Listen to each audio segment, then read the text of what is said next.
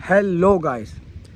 तो उम्मीद करता हूँ आप सभी लोग बढ़िया होंगे। मैं भी एकदम बढ़िया हूँ अल्हम्दुलिल्लाह। और जैसा कि आज का जो वीडियो होने वाला है वो वीडियो बहुत ही स्पेशल होने वाला है, क्योंकि एज अ गेस्ट हमारे पास आए हुए हैं मेरे एक भाई और मेरे मित्र, बहुत ही क्लोज़।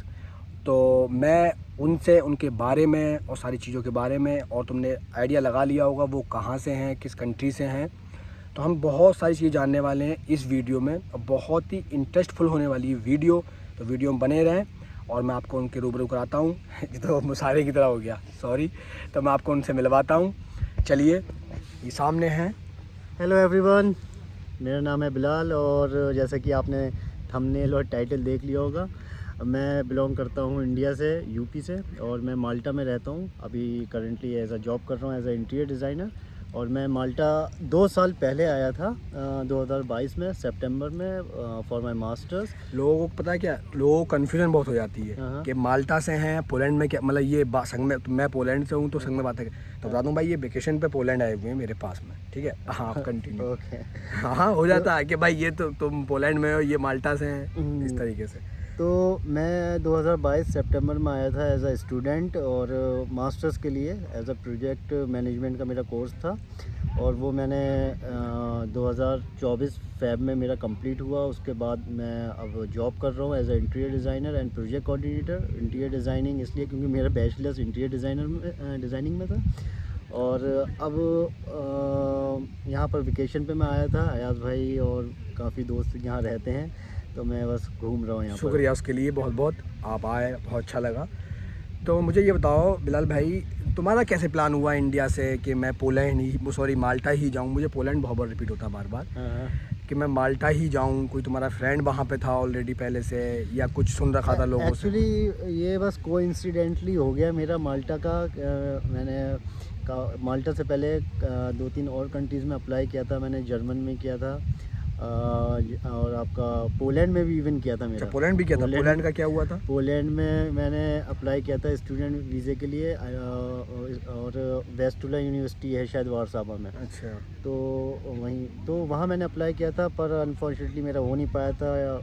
इंटरव्यू में उन्होंने मुझे बुलाया था, मैं गया था इंटरव्यू में, लेकिन शायद इंटरव्यू किस जगह हुआ था? इंटरव्यू इंडिया में हुआ था? इंडिया में। हाँ, किस जगह? इंडिया में जो पॉलिश एम्बेसी है, हाँ। पोलैंड की एम्बेसी, वहाँ मेरा नहीं, इंटरव्यू। लोकेशन क्या थी?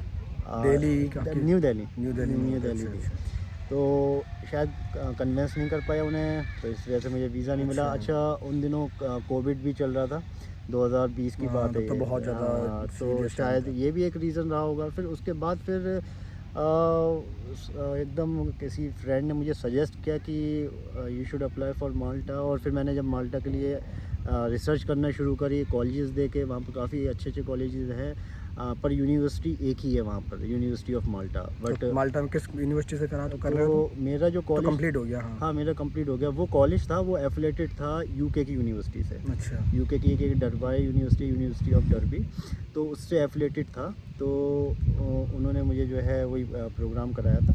तो मैंने अप्लाई कैसे किया, मैंने कॉलेज में डायरेक्ट मेल डाले थे, काफ़ी सारे कॉलेज में मैंने मेल डाले थे। तो जिस कॉलेज में से मैंने कंप्लीट किया, यहाँ से उनका रिस्पांस आया। उन्होंने मेरे डॉक्यूमेंट्स मांगे कि आपने बैचलर्स करी है, आपने आइल्स किया है, तो वो सारे जो रिक्वायरमेंट होती है तुमने उनकी। वहाँ पे आइलेट्स भी किया था? हाँ, मैंने आइल्स किया था। 6.5 बैंड आए थे मेरे overall, not less than 6 band. इसी वजह से मैं प्रेफर्ड जर्मन और ये कंट्रीज़ कर रहा था, लेकिन जैसा कि मैंने बताया, ये कोइंसिडेंटली माल्टा आ गया। तो उसके बाद फिर उन्होंने सारे डॉक्यूमेंट्स मेरे वेरीफाई किए, और फिर उन्होंने कंडीशनल लेटर मेरा इशू किया। फिर वो लेटर इशू करने के बाद फिर एप्लीकेशन फ़ीस होती है अप्रॉक्स 100 यूरो, 120 यूरो। हर कॉलेज का डिफरेंट होता है, लेकिन 100 to 150 यूरो के बीच में होता है। तो मेरा 120 यूरो लमसम आई थिंक था। कितने रुपये बने थे इंडिया के उस टाइम पे? इंडिया के 10,000 लगभग अच्छा, लमसम। तो कोई ज़्यादा अमाउंट हाँ, नहीं। 10,000 रुपये एप्लीकेशन थी। फिर वो मैंने एप्लीकेशन के पे किया। उन्होंने फिर प्रॉपरली जो है सारे बाकी और चीज़ें, ऑफ़र लेटर हो गया। अच्छा, इसमें एक चीज़ ये थी कि जो फ़ीस थी वो आफ्टर वीज़ा थी।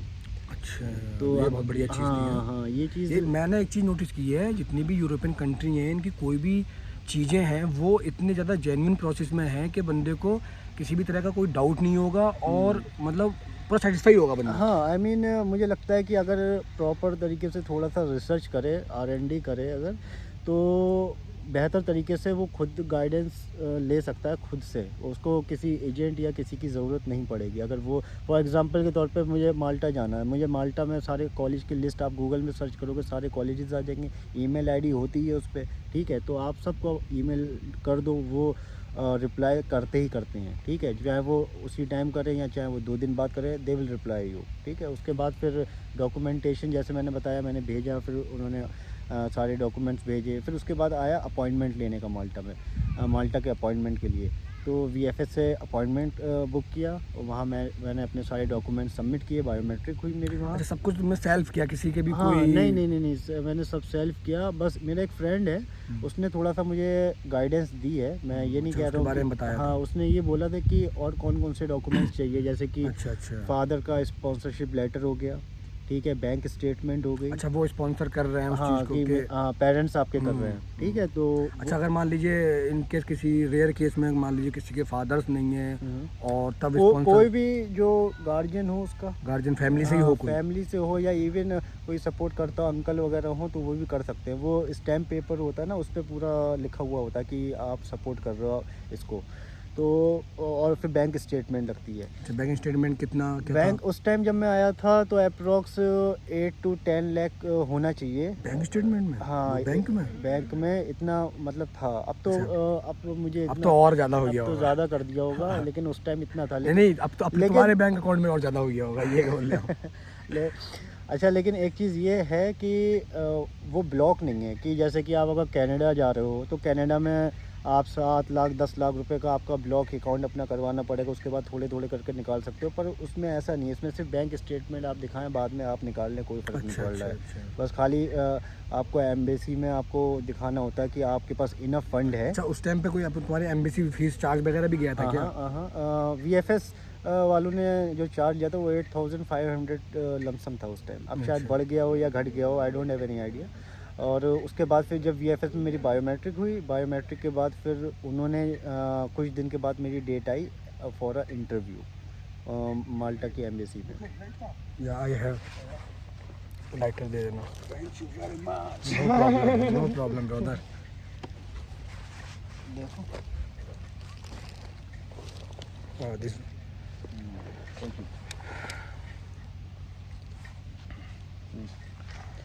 हाँ, कंटिन्यू। हाँ, तो ये पोलैंड में होता रहता है भाई।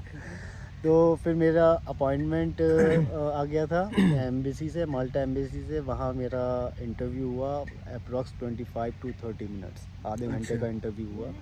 और उन्होंने मैंने सब कुछ बताया कि उन्होंने देखा भी था कि अच्छा, इंटरव्यू में उन्होंने किस तरीके के क्वेश्चन करे थे? किस इंटरव्यू बेस में पे उन्होंने जो पूछा था वो पर्पस पूछा था, आप क्यों माल्टा जाना अच्छा, चाहते हो, ठीक जो है, बहुत ज़रूरी चीज़ है। ज़रूरी चीज़ है। फिर जो है आप कौन से कॉलेज में हो माल्टा में, माल्टा किस जगह है, क्योंकि बहुत से लोगों को ये भी नहीं पता है कि हाँ। माल्टा है कहाँ पे, ठीक है। तो मैं फिर बता दूं, माल्टा जो है साउथ इटली के पास है, मेडिटेरियन सी के पास है, पर सही है, लीबिया और आपका इटली के दरमियान समुद्र में एक टापू है। हाँ, जन्नत है समझो, तरह की बहुत खूबसूरत है। तो ये जो है यूरोपियन यूनियन में है, 2012 में आ गया है यूरोपियन यूनियन में। 2012 में ऐड हुआ है। हाँ, उससे पहले ये जो है लीबिया को फॉलो करता था, अच्छा। ठीक है। तो उस टाइम जब गद्दाफ़ी का जब रूल हुआ करता था तब की है। तो बहरहाल, तो फिर इंटरव्यू हुआ था। इंटरव्यू में उन्होंने पूछा कि पर्पस आपका क्या है, माल्टा क्यों जाना चाहते हो, माल्टा के जो कोर्स है, क्या कोर्स है, कौन कौन से सब्जेक्ट हैं आपके, आप जो है आफ्टर कंप्लीटिंग योर कोर्स क्या क्या प्लान है, ठीक है, कौन आपको स्पॉन्स कर रहा है, ट्यूशन फ़ीस आपकी कितनी है। तो ये सारी चीज़ें उन्होंने पूछी थी मुझसे। उन्होंने फिर मेरा रिजेक्शन का ही पूछा था कि पोलैंड आपने अप्लाई किया था, अच्छा। तो मैंने फिर उन्होंने पूछा क्या रीज़न, बहाना बताया? हाँ, तो मैंने उनको ये बोला कि कोई स्पेसिफिक रीज़न मुझे नहीं मिला था पोलैंड से। उन्होंने बस यही बोला कि we are not satisfied with your questions. और उस टाइम शायद कोविड का भी इतना चल रहा था, तो एप्लीकेशंस बहुत ज़्यादा रिजेक्ट हो रही थी। तो शायद मैंने उनको जवाब दिया और शायद वो कन्वेंस हो गए। और फिर अप्रॉक्स 15 या 20 दिन के बाद फिर मेरा वीज़ा आ गया। टोटल जो तुमने जो मेल किया था कंपनी को, कॉलेज को, कॉलेज को हाँ, सॉरी कॉलेज को, हाँ जो भी, मैं कंपनी, हाँ कंपनी चलती है ना यहाँ, तो वही दिमाग में है। तो भाई जो कॉलेज को किया था उस टाइम से लेके और तुम्हारा वीज़ा मिलने तक, मतलब माल्टा पहुंचने तक क्या टाइम लगा होगा? देखे, पूरा ऐसा ड्यूरेशन था टाइम कि क्या होगा? ऐसा था कि ऑफर लेटर तो विद इन 15 to 20 डेज में आ गया था मेरा। अच्छा, लेकिन जो अपॉइंटमेंट थी ना वीएफएस की और ये एम्बेसी की जो था, इसमें मुझे 3 महीने लग गए थे, 2 से 3 ठीक है। महीने तो लग गए थे। नहीं, नॉर्मल टाइम कितना लग सकता है? नॉर्मल टाइम मैं तो यही कहूँगा कि आप जो है 3 से 4 महीने तक लेकर चलें, क्योंकि अच्छा। अपॉइंटमेंट में और एम्बेसी के इंटरव्यू में एंड द डिसीज़न में, तो इसमें काफ़ी लंबा टाइम लग जाता है। तो अच्छा, अप्रॉक्स अगर फॉर एग्जांपल अभी जनवरी फेब चल रही है, तो सितंबर इनटेक के लिए आप अभी से प्रिपेयर्ड हो जाएं। अच्छा, अच्छा। ये इस तरीके से होता है। तो मतलब 3-4-5 महीने का हाँ है ये? हाँ हाँ, क्योंकि देखिए अपॉइंटमेंट में भी थोड़ा टाइम लगता है और फिर डिसीज़न के लिए भी वो 1 महीना तो मांगते ही हैं वो। चलिए, तो बहुत सारी बातें हो गई बिलाल भाई के बारे में, तो मैं तुम्हें एक बताऊं, एक ख़ास बात मुझे अभी याद आई, तो मैंने कहा डिस्कस करूं। तो मैं इंडिया में, और ये भी इंडिया से, और हम लोगों का जो गांव है, ठीक है, प्रॉपर मैं शुद्ध भाषा में बोलूं तो जो गांव है, तो ये भी गांव से ही बिलोंग करते हैं और मैं भी गांव से बिलोंग करता हूं, और इनके और मेरे गांव का जो डिस्टेंस एरिया है वो समथिंग होगा 2-2.5 किलोमीटर है, मुश्किल से।